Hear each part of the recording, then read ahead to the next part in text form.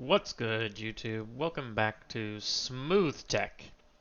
And today we're going to be making a totally new wool farm that is completely different from any that you've seen before. It's going to be more resource efficient and, most importantly, more lag friendly. So, spent a little bit of time since the world tour that you may have watched clearing out this area. During the world tour, this area was like sort of wedged into an end continental mass, and since then we've dug and bombed out all of the actual end continental mass that was in this area. So this is my blast district, and I like to think of it as my area where I produce colored items as well. So I've got a sorter here for the different concretes. What's that for? That's for over here we put concrete powders into, see if I got any concrete powders. Okay. Put concrete powders into here, pushes them into the blast chamber.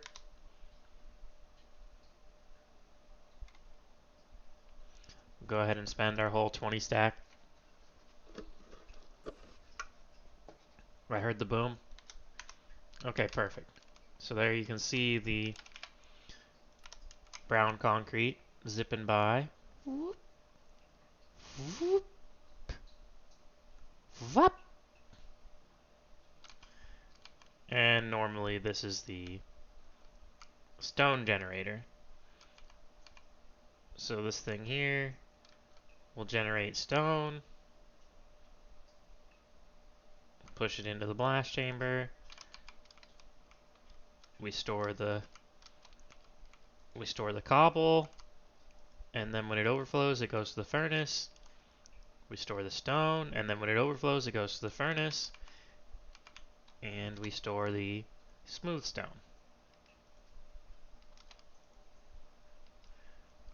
Okay, so anyways, I wanted to add a wool farm to the area, but there's a big problem with the traditional wool farm. Can you guess what it is? Let me give you a minute. What is wrong with the reference wool farm design?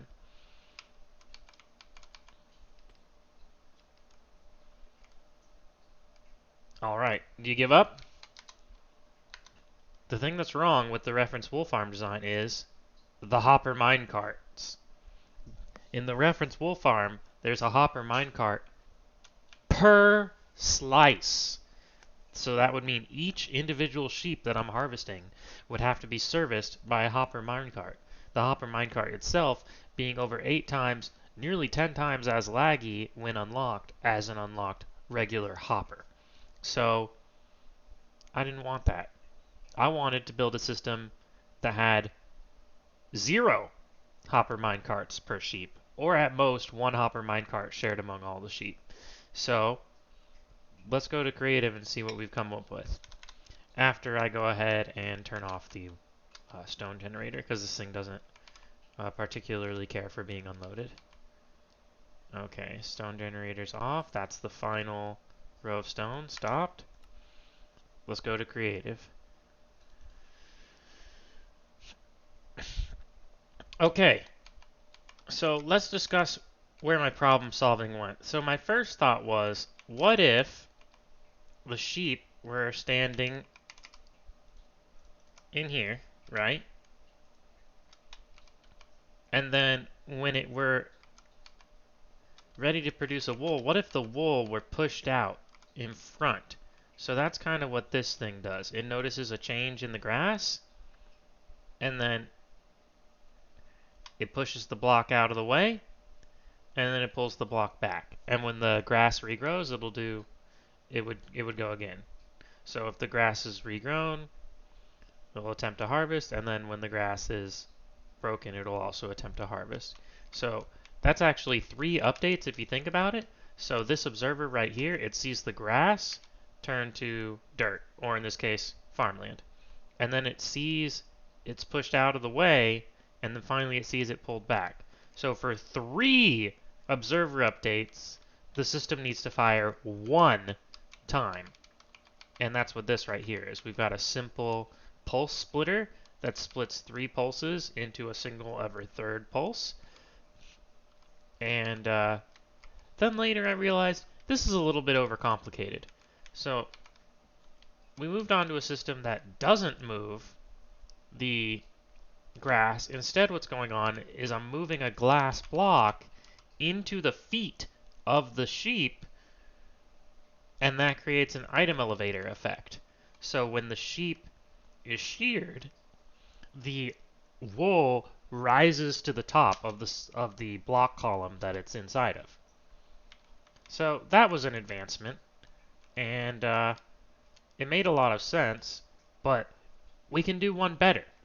What if the sheep were actually in a solid state column, and the glass is never removed? They don't suffocate. These sheep are in solid glass. There are no empty blocks in the structure, no air blocks.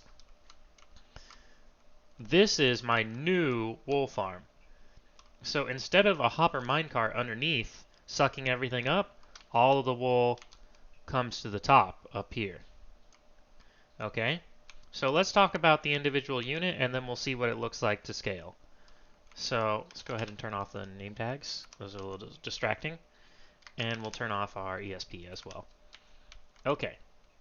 So then, what's going on here is we have, of course, we've got the sheep, and it's in solid glass. See that?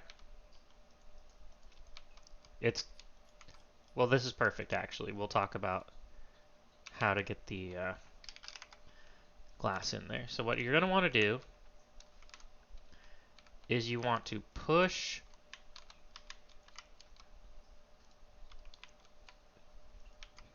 the glass onto the sheep.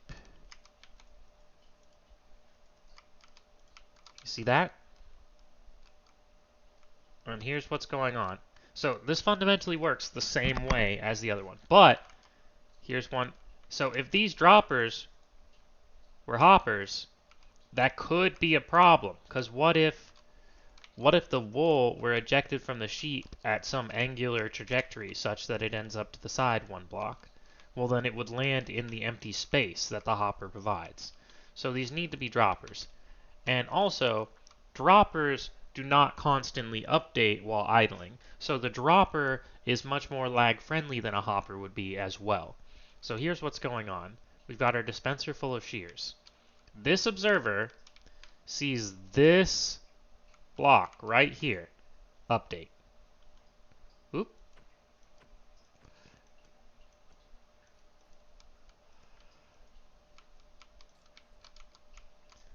All right.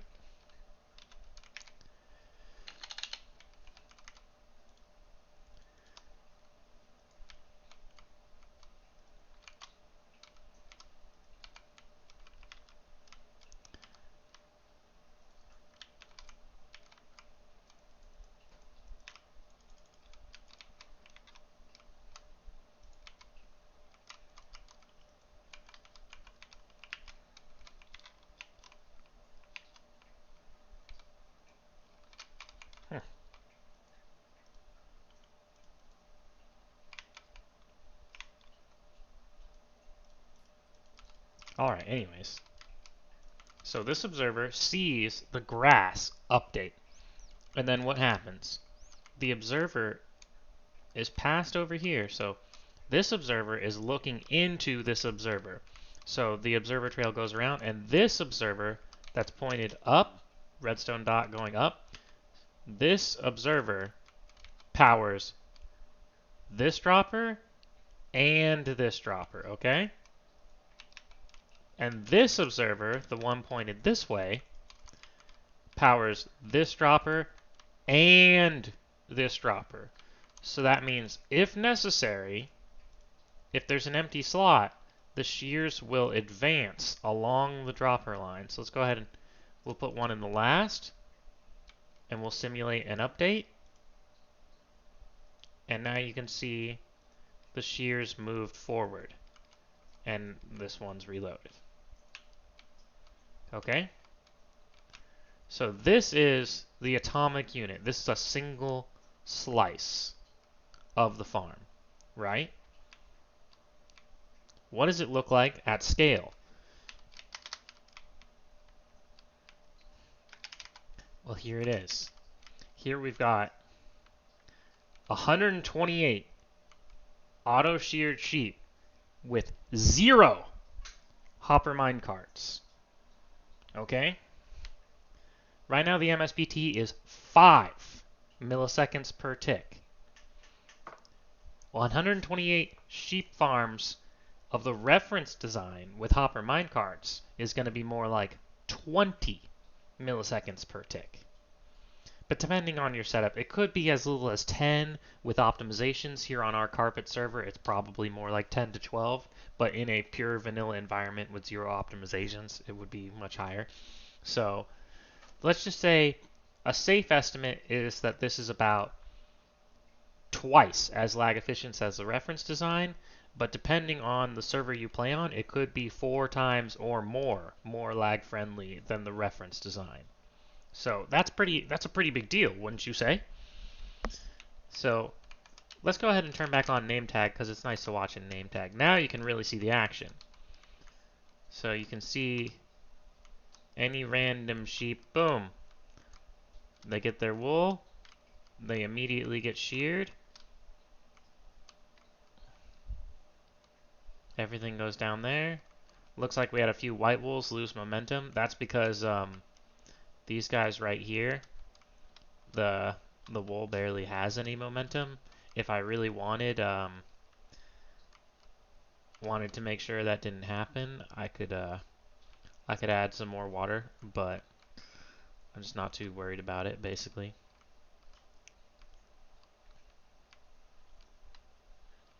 Here's our sorter. And you can see it shulker loads. I've got a fullness detector on the sorter, but you could use any kind of sorting bank you want. And back here, this is where the shears go. So the shears are being fed into the back dropper via hopper. So here we have our hopper line. And these are actually unlocked hoppers. So it does end up being 1 hopper per slice. Whereas the reference design has 2 hoppers per slice and a hopper minecart. So we've gone ahead and gone from 2 hoppers and 1 hopper minecart to only 1 hopper per slice. And we also have a solid state design.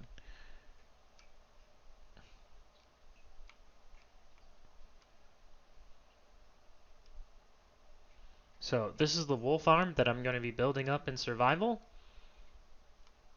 And this has been my video on it. On SmoothTech, I'm not sure if I'm going to stop at 128 though. How many do you think we should have?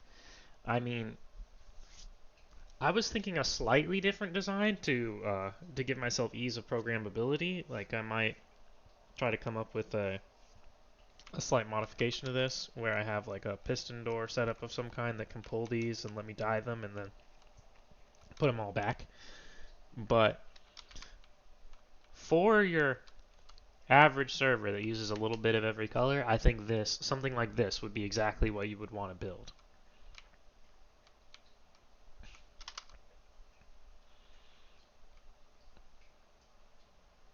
I think I'm going to end the recording around there, and we're going to go gather some materials in survival to build this thing.